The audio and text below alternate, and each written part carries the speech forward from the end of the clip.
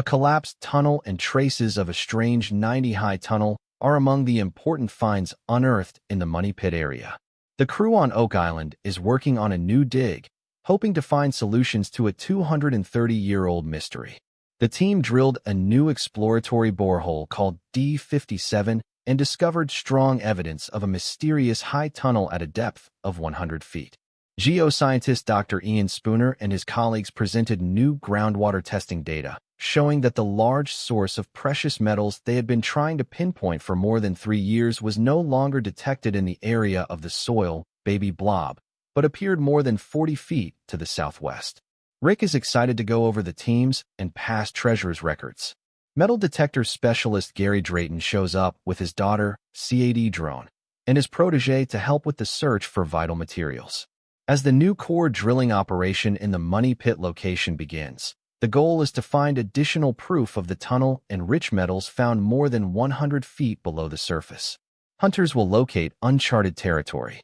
They will build one or more huge diameter steel casings to recover them if they are successful. A wooden beam at the end of the team's pole may be proof of work done by the Restall family in their unsuccessful attempt to locate the flood tunnel in the 1960s, or it may be connected to those who created the flood trap centuries ago to protect whatever lies buried in the Money Pit. The team has been conducting interrupt processes in Smith's Cove to find the associated flood tunnel. For the past 3 weeks, they have been excavating large trenches at Smith's Cove in order to find the fabled flood tunnel and the vertical shaft. They are also working to locate and cut off the flood trap at Smith's Cove, a location where the original Money Pit treasure vault was discovered. The group believes the potential remnants of an enigmatic wooden shaft have been discovered while digging a huge trench at Smith's Cove. The location should have a flood tunnel because of the dark substance and wood. While the excavation at Smith's Cove proceeds, the team is also looking into a curious stone foundation close to the shoreline. They plan to descend to see if the flood tunnel is present and send the boards for dendrochronology to get an age on it, because it might be a match to the Money Pit. An archaeologist named L and other team members are currently attempting to identify the area's north wall, which is an interesting project. The group is determined to carry out more research and find more clues about the history of the treasure vault known as the Money Pit. In 2022, numerous items discovered by a team of researchers at the site known as the Money Pit raised the possibility that it was inhabited for hundreds of years by a diversity of cultures. Iron tools are among these items. A cut English silver coin from the late 1600s is also included, along with a button featuring a starburst design. The team is currently looking for concrete evidence to help identify who was in charge of building the structure and what else it might contain. Following the discovery of a lead barter token and a marked material that fits soil oil symbols gathered from more than 100 feet deep in the area, they have found tools made of iron, a lead ball with a lid shot, and a TD pipe stem. The crew is excited about the possibility of finding further hints among the more than 10 tons of debris that were removed from Lot 5's stone foundation. A piece of silver that may be a modified form of an exceptionally old coin was also discovered. The team believes that the stone foundation on Lot 5 might have served as a camp during the Money Pit's construction. If archaeologist Helen Sheldon confirms this, the team will proceed with their theory. This could assist in identifying the structure's original designers. The group is searching for conclusive proof to assist in unraveling the 230-year-old enigma surrounding the Money Pit region. Additionally, they are investigating remnants of the stone foundation on Lot 5, which might have served as a campground while the Money Pit was being built. 11 feet southwest of where they came across the enigmatic 90-high tunnel a week ago, the crew is engaged in a core drilling operation in the Money Pit location. Additionally, the crew is keeping an eye on the core drilling activity in Borehole 8. This year, the Oak Island Mystery Team is eager to start their treasure hunt in the hopes of making a big discovery. Gary Drayton, Craig Tester, and Rick Marty are looking for clues close to the location where 3 ancient coins were found 2 days ago. They locate a half-Roman coin that has been confirmed by experts, as well as 4 additional unexplainable coins. The team is thrilled about the possibility of success and the potential for additional discoveries in the Oak Island mystery. Sandy Campbell, a numismatic expert with 4 years of experience analyzing rare and ancient coins, is being brought in to assist the team. He hopes to ascertain the origin of the 4 mysterious coins discovered earlier this week on Lot 5. These coins have a design that dates back to the 1500s to the 16th century, referencing British culture, specifically the Tudor period. They intend to use every resource at their disposal to find more clues and expand their collection of high-end coins. Sandy Campbell, who has already visited the island, will help the crew identify the coins and their provenance as they continue to work on their quest for the treasure. The team's day on Lot 5 was full of enthusiasm and expectation. They are eager to see what they can find and the possibility of further Oak Island mystery discoveries. Sandy and the narrator are searching for 3 Roman coins that were discovered on Oak Island and that have been confirmed to be over 1,000 years old and of Roman provenance. The first coin discovered is a portcullis, which is still used on contemporary British coinage. Sandy is quite certain that they were brought to Oak Island between 100 and 300 years ago. Additionally, they have discovered English, Spanish, Indian, and Chinese coins. The second coin discovered on Lot 5 has been confirmed to be over 1,000 years old and of Roman origin. The questions now are, when and who brought them here? Sandy is attempting to interpret something that doesn't seem to make sense. The mystery increases when they find 3 Roman coins discovered on Oak Island, and the narrator concludes that there was a well-executed plan over generations or centuries, possibly transatlantic voyages to the New World. In 2016, another coin discovered on Lot 5 has a very tiny, pronounced Roman design that may be the oldest coin ever discovered on Oak Island. The design is very pronounced on a coin that is more than 2,000 years old. Zena Halper shared with the crew a second believed Templar map of Nova Scotia from the 12th century, as well as a purported map of Oak Island from the 14th century that she thought was made by the Knights Templar between the 12th and 16th centuries. Rick, Marty, and the group visited a number of locations throughout Europe that were strongholds for the Knights Templar in England. One of the bricks is really engraved with the year 1319, 1947. The expedition serves as evidence of the value of investigation and the necessity of maintaining an open mind when delving into the secrets of ancient treasures.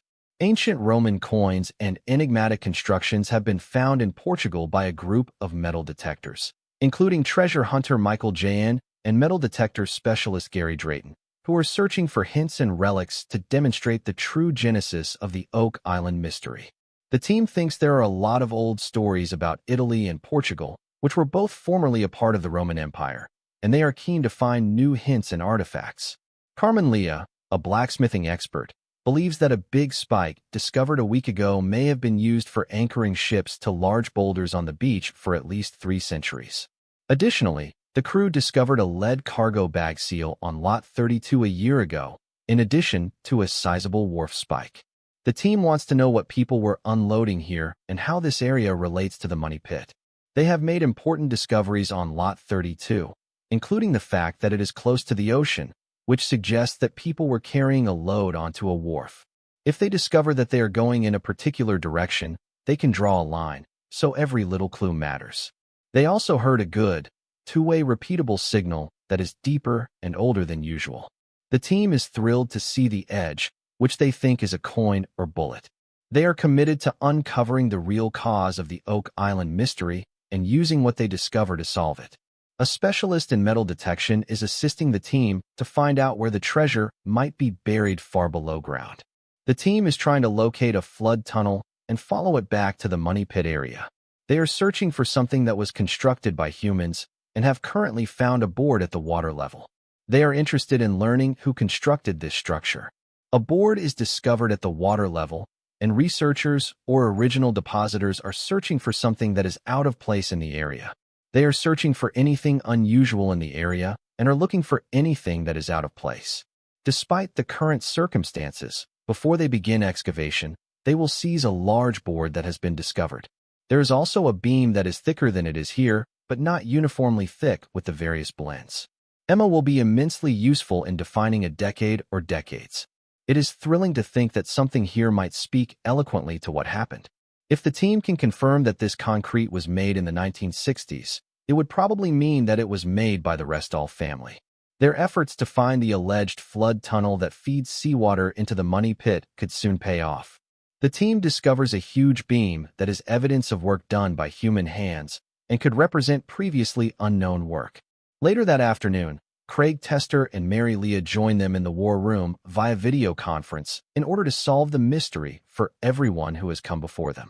Rick Lagina and the other team members are working to locate a flood tunnel in the Money Pit area. They are also searching the area for anything unusual and are eager to see what they discover. Arco metallist at Smith's Cove, Emma Culligan, recently found enormous slabs of concrete that were made of a straightforward cement mix. When the concrete was examined with X-ray diffraction equipment, XRD, it was shown to contain a Portlandite trace, placing it in the Portland cement group. Portland cement is the most widely used type of cement in contemporary building, frequently combined with water, sand, and gravel in Canada. Portlandite is found in just 2 places, all aggregates, sand, in Quebec and BC.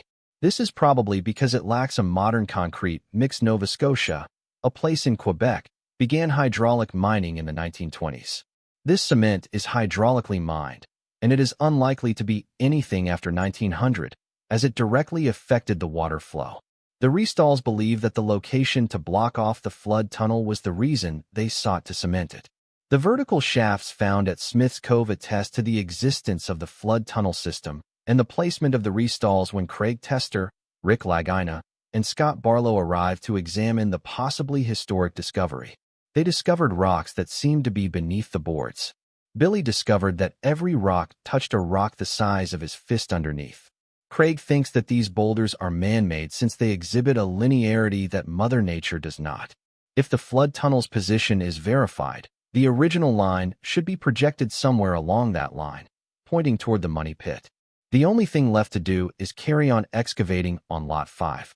Peter Fornetti and metal detection specialist Gary Drayden are looking through the remains of a mysterious rounded stone foundation.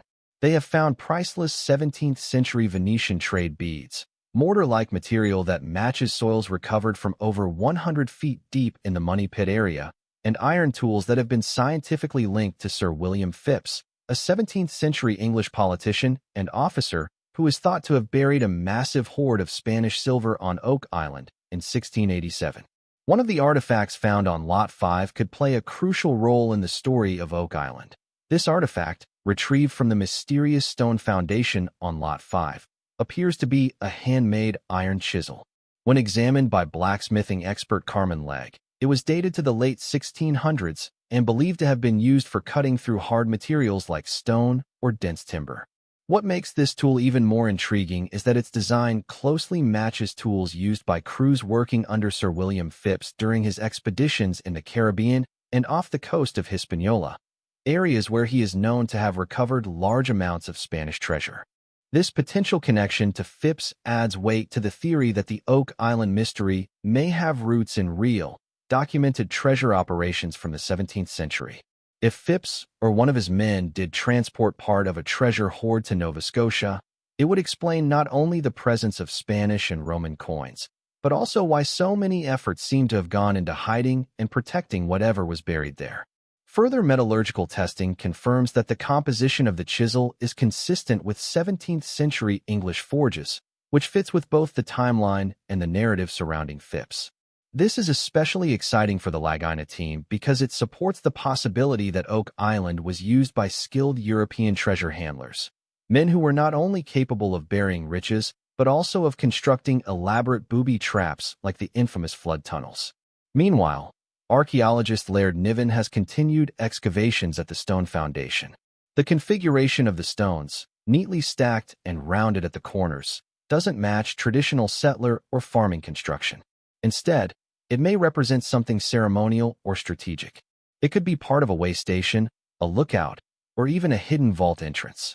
Soil samples taken from beneath the structure also match other deep earth samples from the Money Pit, reinforcing the idea that these seemingly separate locations are connected underground. Back in the war room, the team pores over old maps, including the controversial Zena Halper maps that depict Oak Island in the 12th and 14th centuries. Rick Lagina reiterates his belief that the mystery is bigger than just hidden gold. It's about a complex web of historical movements, secret societies, and deliberate concealment. He believes the island was chosen because of its isolated geography and dense tree coverage, making it ideal for secret landings and hidden construction projects.